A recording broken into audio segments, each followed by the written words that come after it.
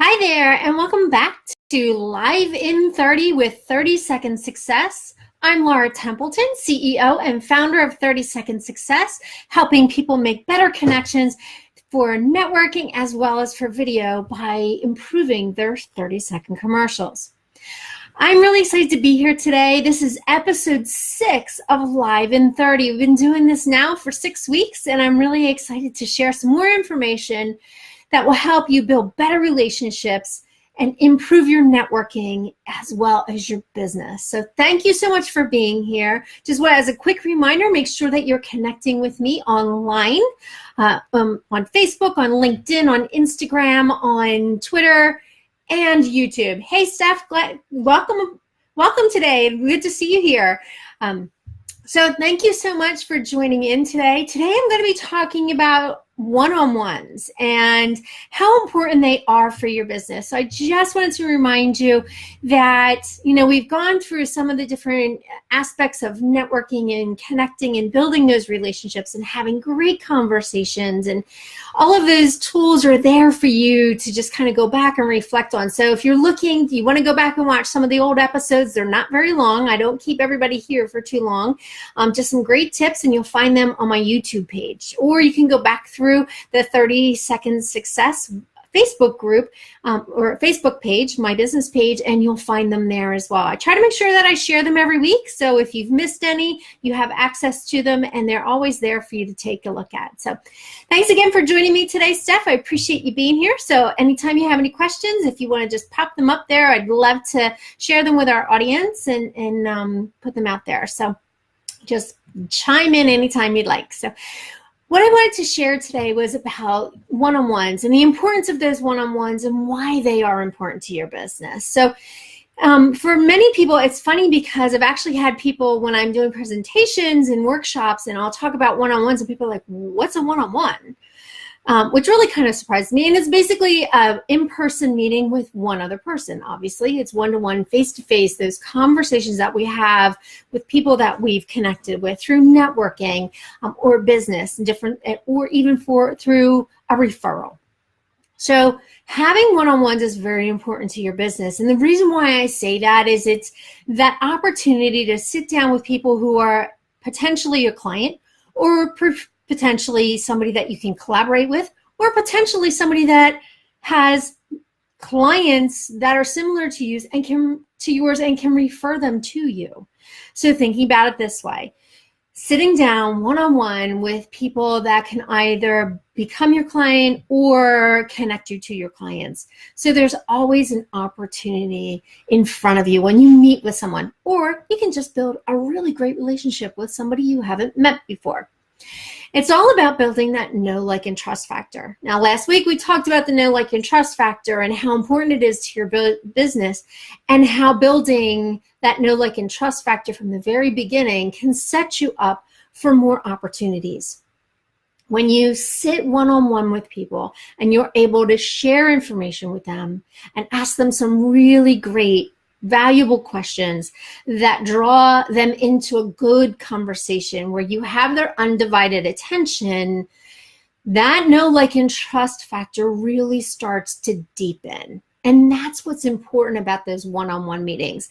There's great ways and great conversations, questions that you can ask and share, things that you want to be able to do. So a lot of times, one of the things that I share with you is that when you're having a one-on-one, when you've invited someone to have a one-on-one conversation with you, which you can do a couple of different ways. You can either do it in person when you're with them. So obviously when you're networking and somebody sparks a conversation and wants to know more about what you do, the best way to invite them to a conversation is say, you know what, I would love to share more about me, and I'd like to really learn more about what you do and the potential for us to maybe do some work together.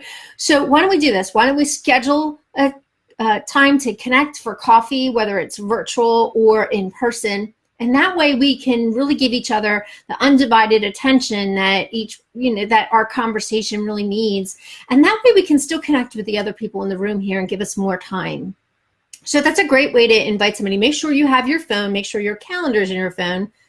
My friends will tell you I only recently started using Google Calendar for this reason.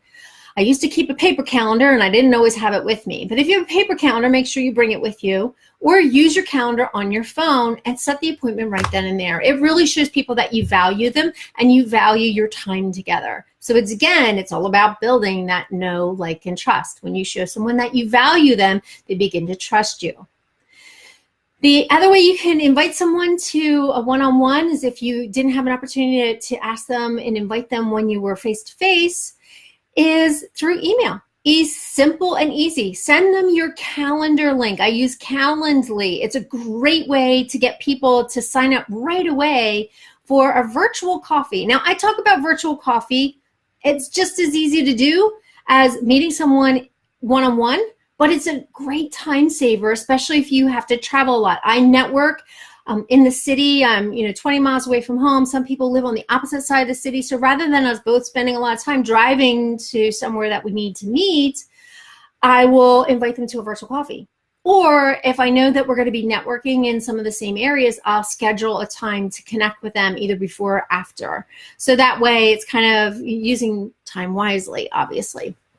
So those are some of the ways that you can invite people to connect with you. So think about the other thing too is if you send someone an email, make sure that you're including that calendar, and if you are connecting with them in person, plan for time for traveling as well. So make sure that you go back in and check to make sure you have enough time to get into that calendar mode. So just so just so some of those tips are right there for you. But so in a successful one-on-one conversation is really important. And some of the things that you want to do when you're actually face-to-face with someone, turn your phone off. Your phone's not that important unless you have little kids at home that are going to need your attention. Turn your phone off or set it on vibrate. I actually will turn my sounds off on my phone. I'll leave my phone on the table only for the clock. And I tell people that. I'll say, I just want to respect your time. Make sure that I don't go too far over in our time. Because, a lot of times when I'm having really great conversations with people, I wind up just going on and on and on. And I lose track of time. So sometimes I'll leave my phone on the table, just turn it up. You can always put it in airplane mode too. That way you're not going to be disturbed while you're in those conversations. So it's really important to respect people's time and respect them in a one-on-one. So give them your undivided attention. Bring a notebook. Ask some really great questions, but make it personal. Start out with some really personal questions. Maybe not really personal, but personal. Like, did you grow up in this area? Where'd you go to school? What kind of family, do you have, you have family in the area? Ask them what kind of sports they're into. It helps people to get more comfortable, relax more so that they're more comfortable and confident sharing their business with you. And, it'll eventually get around to business, but when you're asking really great questions and it's a back and forth exchange of questions, like, a lot of times if I ask a question about, did you grow up in this area? And somebody will give me the answer and then they'll say, how about you? And then ask another really great question and again, how about you? So it's the back and forth, and you really want to be able to share that information that really supports the conversation. Get to know them better. Again, it's helping them to relax and get comfortable and confident with you, being comfortable and confident in a room and starting to build that know, like, and trust. You'll find that there's some really cool things that you might have in common. So, like one of the things that I love to share with people when we're having a conversation, when, this whole idea comes around to sports and athletics and, the different things that I've done over the past, when I share with people that I'm an archery instructor, they get really excited because they don't know a whole lot of archers, but they've always been intrigued by archery. So it sparks a really great conversation. And it's funny because I've actually wound up teaching other people that I've met through networking archery. And so that's always fun too, or their kids. And so it's a really great way to connect with people by sharing some insights and asking them questions. And it's not necessarily a leading question, but you want to know more about them. You want to know what you have in common. Those commonalities are important. And the reason why I say take notes, it's a really great thing to remember. Like, a couple times I knew somebody who was totally into golfing, and I read a really great article, and it was all about tips about how to become a better golfer. I'm not into golfing, but it was just a really interesting article. I ripped it out of my notebook. I ripped it out of the magazine that I was reading. I folded it up and put it in the mail and said, hey, I thought you might find this of interest. And I mailed it to them. So little things like that, just, those little triggers like, oh, she was listening. She heard what I was sharing. Hey, Roger, welcome. Good to see you here. Thanks for joining. But so think about the little things that you can share with people that are going to trigger a response, that the similarities, things you might look for in common. They might have kids the same age as yours. If they share with you, don't necessarily ask them if they have kids until you're a little bit more comfortable with them. Some people don't like to share their personal stuff about family, but if they share with you that they have kids, great question is, how old are they? You might have kids that are the same age. They're for me, it's kind of fun to hear where people are in their lives, if they have kids, and how they make that work with their business, and what are their kids into? Are they do they coach their kids' soccer team, and do they coach little league or baseball, or the whole idea of what are their kids into is always kind of cool. And I've struck up some really great conversations and met some wonderful parents who our kids have had things in common over the years and have been able to become best friends. So it's always good to share some of those things, as likenesses, the things that you have in common, and find that common ground that you can share, and then share information later on with people. Hey, I remembered when we met for coffee, 2 weeks ago, that you had shared with me that you were going away on vacation. How was your vacation? I'm really excited. Would love to hear all about it. Do you have any pictures you'd like to share? So it's a great way to follow up with them. Think about, somebody is telling you that they're just getting ready to get a new car. And I had a gentleman that I used to go to Le Tip with, and we had this great conversation when we were at a coffee meeting one time, that he was in the process of looking for a new truck. And he was looking to lease his new truck. And I happen to know someone who helps people negotiate their leases to get a better deal. Like rock bottom, he negotiates with the leasing companies and with the dealerships and finds you the best deal, better than you could find yourself. So I connected the two of them because it was a great way to connect him, and he really appreciated that. And since then, he's used Eric several times to help him find vehicles, and it's been really helpful for him. So, and every so often, he'll send me a note and say, hey, got another vehicle. Thanks again for, introducing me to Eric. And so it's been really great. So just being able to help people and think about how you can connect them. Another way when you're in those one-on-one conversations, is ask them, who's a good referral for you? Who can I refer to you for your business? It helps you to gain a better understanding of what they do. And then don't be afraid to ask them, how do you want me to refer you? What do you want me to say about you? What do you want me to say about your business? How can I share what you do with my network? You're basically opening up your address book for them when you ask them that. And it's an amazing offering when you are that authentic and willing to share. And then go the next step. When you come back from that one-on-one meeting, create an email to introduction letter. It's really simple. Hey guys, just want to put both of them on there. I just thought you guys might like to connect. Here's why, and I'm going to let you take it from here. So it's a great way to just introduce people very quickly, very simply through email. But again, it's all about connecting and who can you share. I've actually had the great opportunity to sit with some amazing people who have opened up opportunities for me to participate in events with them, because there was such an amazing collaboration and such synergy in what we do, that we were able to share that information and then bring our clients together in a great way. Because we have such similarities in our businesses and who we serve. Just like, Stephanie's on here with me. Hi, Steph.